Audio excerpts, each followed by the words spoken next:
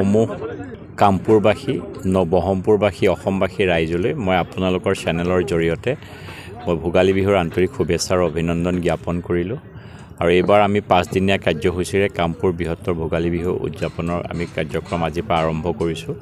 আজি পতাকা উত্তোলনৰ প্ৰথম কাৰ্যসূচী আৰম্ভ হৈছে। মই ভাবোঁ এই 5টা দিন আমি যোৱা 5টা বছৰ যিদৰে আমি পালন কৰিছোঁ এবাৰো ভালকৈ কৰিব, কিন্তু মনত অলপ দুখ যিহেতু জুবিন গাৰ্গ অবিহনে আমি কৰিবলগীয়া হৈছে।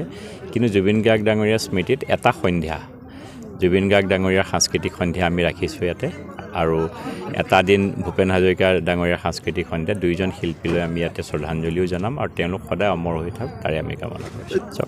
সমৰ হাজৰিকাৰ ডাঙৰীয়াৰ দেহাৱসান অতিকে দুখজনক, মই খুব দুখ পাইছোঁ অন্তৰত আৰু আমি যিদিনাখন ভূপেন হাজৰিকা ডাঙৰীয়াৰ আমি কাৰ্যসূচী হ'ব সেইদিনাখন আমি এটা শ্ৰদ্ধাঞ্জলি সমৰ হাজৰিকা ডাঙৰীয়াৰ প্ৰতি আমি শ্ৰদ্ধাঞ্জলি জনাম সমূহ ৰাইজে ইয়াত হৈ পেলাই।